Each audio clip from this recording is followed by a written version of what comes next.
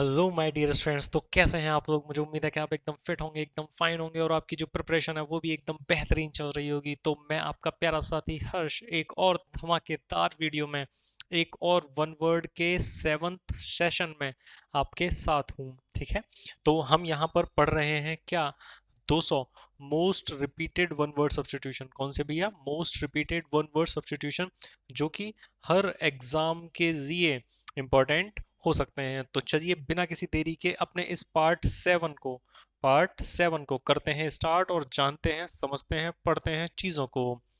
तो first question लिखा हुआ है the study of human race specially of its origin. Of लिखा हुआ है, वो उधर दिख रहा होगा शायद आप लोगों को। Of its origin, development, customs and beliefs.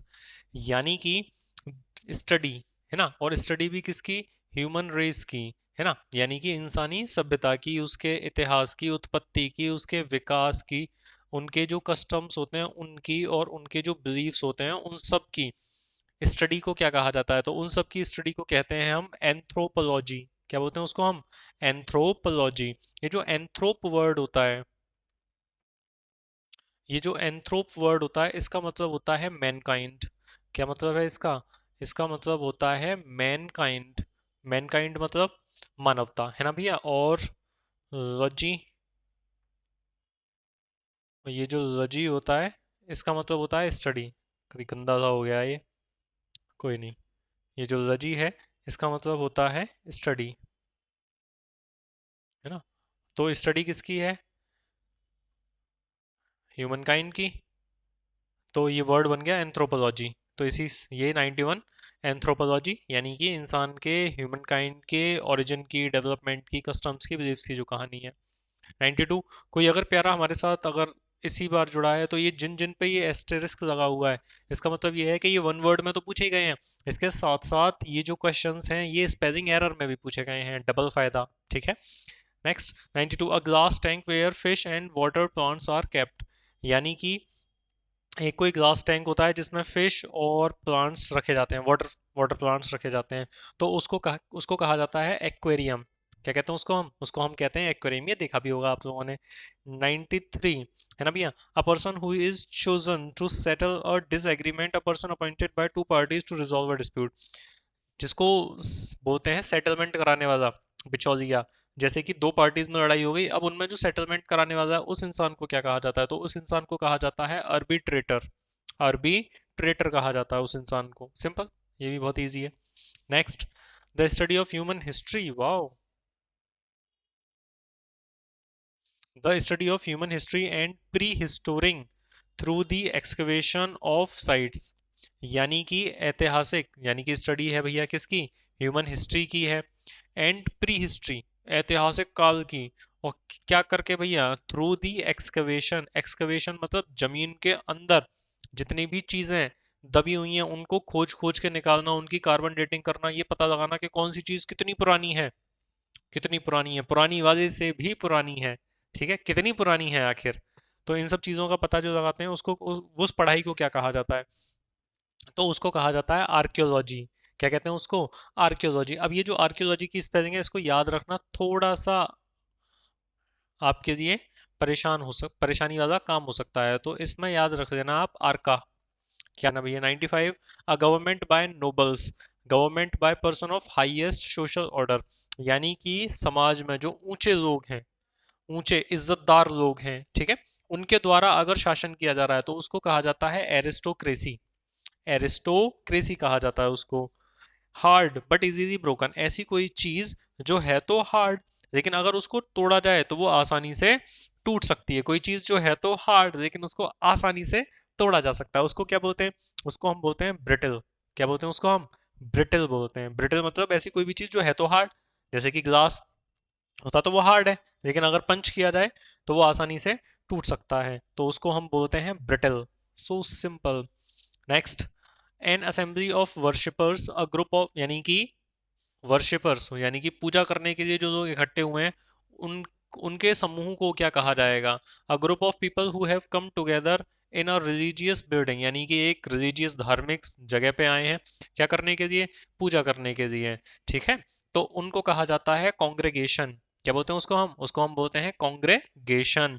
98, a keeper और कस्टोडियन ऑफ अ म्यूजियम और और अदर कलेक्शंस, यानी कि देखभाल करने वाला, संभाल कर रखने वाला, कीपर या फिर कस्टोडियन, किसका, म्यूजियम का, किसका, म्यूजियम का, और अदर कलेक्शंस जो है जहाँ पे और सारी चीजें इकट्ठी हुई हैं, उनका ध्यान रखने वाला इंसान कौन होता है, उसको कहा जाता है क्यूरेटर। क्या कहते हैं उसको, उसको कहते हैं क्यूरेटर। क्यूरेटर कौन होता है, जो म्यूजियम का और जितनी भी संग्रह वाली चीजें हैं उनका जो ध्यान रखता है, उसको क्या कहा जाता है, उसको कहा जाता है क्यूरेटर। क्या बोलते हैं उसको, क्यूरेटर। समझ गए, जनरेटर, उसको बोलेंगे क्यूरेटर। और कौन होता है क्यूरेटर, क्यूरेटर एक और इंसान होता है जो क्रिकेट ग्राउंड की जो पिच होती है, क्रिकेट ग्राउंड की जो पिच होती है उस पिच की देखभाल करने वाला, पिच को बनाने वाला भी कौन होता है, वो भी क्यूरेटर ही होता है। नेक्स्ट 99, 99 पे आ गए अब हम भी 100 कर देंगे पूरे, ठीक है। The scientific study of skin disease, यानी कि यहाँ पे भी स्टडी की बात की जा रही है ना भैया, और स्टडी किसकी है भैया, स्किन डिजीज की, किसकी भैया, स्किन डिजीज। तो स्किन के लिए जो वर्ड होता है, दैट वर्ड इज डर्मा। क्या होता है, डर्मा होता है ना, डर्मा मतलब होता है स्किन, इसीलिए आप लगाते हो डर्मी कूल। डर्मा मतलब स्किन, कूल माने ठंडी रहे, स्किन ठंडी रहे आपकी, है ना भैया, तभी तो है डर्मी कूल। मौसम आ ही रहा है ठंडे ठंडे डर्मी कूल का, है ना। तो scientific study of skin disease उसको कहा जाता है डर्मेटोलॉजी। क्या बोलते हैं उसको हम, डर्मेटोलॉजी बोलते हैं। सो सिंपल, ये भी बहुत ही आसान है भैया। नेक्स्ट, कॉजिंग और एंडिंग इन डेथ, यानी कि कोई ऐसी चीज जो खत्म हो या फिर जो कारण बने, किसका, डेथ का, तो उसको बोलते हैं हम फेटल। क्या बोलते हैं उसको हम बोलते हैं फेटल, फेटल, ठीक है।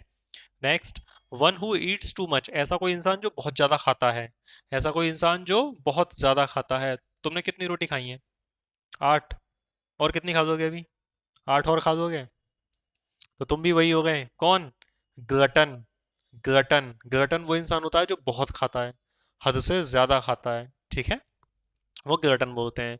Next is a person who can not read और राइट, ऐसा कोई इंसान जो पढ़ लिख नहीं सकता। एक वर्ड होता है लिटरेट। क्या होता है, लिटरेट, लिटरेट, है ना भैया। तो लिटरेट का मतलब होता है ऐसा कोई इंसान जो पढ़ा लिखा है।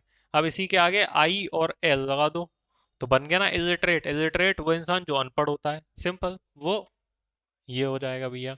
Next, the condition of being unable to sleep over a period of time, यानी कि ऐसी स्थिति हो जाए भैया जब आप असमर्थ हो जाएं, क्या करने में, सोने में।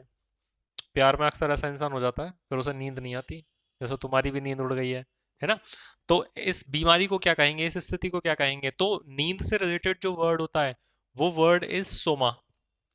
वो वर्ड क्या होता है, वो वर्ड होता है सोमा। सोमा मतलब नींद, स्लीप। तो इसी से एक और वर्ड बनता है सोमनेम्बुल। सोमनेम्बुल यानी कि नींद में चलना। सोमनी लोक्विस्ट, इसका मतलब होता है नींद में बोलने वाला। और जब नींद नहीं आती तो उसको बोलते हैं हम इनसोमनिया। क्या बोलते हैं उसको हम बोलते हैं insomnia. So simple.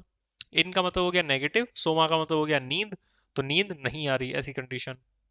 104, a person who supervises during an examination, यानी कि ऐसा इंसान जो जब एग्जाम चल रहा होता है तो उसमें जब निगाह रखता है, ध्यान रखता है, हे कोई चीटिंग तो नहीं कर रहा, तुम खड़े हो जाओ, तुम ज्योमेट्री बॉक्स ओपन करो, तुम साइड वाले तुम ओपन करो, ठीक है। तो इस तरीके से वो जो इंसान होता है उसको हम बोलते हैं इनविजिलेटर। क्या बोलते हैं उसको हम बोलते हैं इनविजिलेटर। देर में समझ में आएगा। हाँ जी भैया। 105, that through which light can not pass, यानी कि ऐसी कोई चीज जैसे कि मानो ये है दीवार। क्या है ये एक दीवार है, अब आप मुझे नहीं देख पा रहे क्योंकि हमारे बीच में दीवार आ गई है, ठीक है। अब हटा देते हैं इस दीवार को, अब मानो क्या, अब आप मुझे देख पा रहे हैं, है ना। तो जब हमारे बीच में दीवार थी तो हम आर पार नहीं देख पा रहे थे क्योंकि उसके आर पार लाइट नहीं आ पा रही थी, ठीक है ना भैया। तो ऐसी कोई चीज जिसके आर पार ना देखा जा सके तो उसको क्या कहते हैं, उसको हम बोलते हैं ओपेक। क्या बोलते हैं हम, ओपेक। और जिसमें आर पार देख सकते हैं वो होता है ट्रांसपेरेंट। तो इसका आंसर बन जाएगा ओपेक। क्या बन जाएगा इसका आंसर, ओपेक बन जाएगा। सो सिंपल, है ना भैया। चलिए, तो इतनी आसानी से हमने इस अपने पार्ट 7 को कंप्लीट कर दिया, सीख लिया, पढ़ लिया और समझ लिया।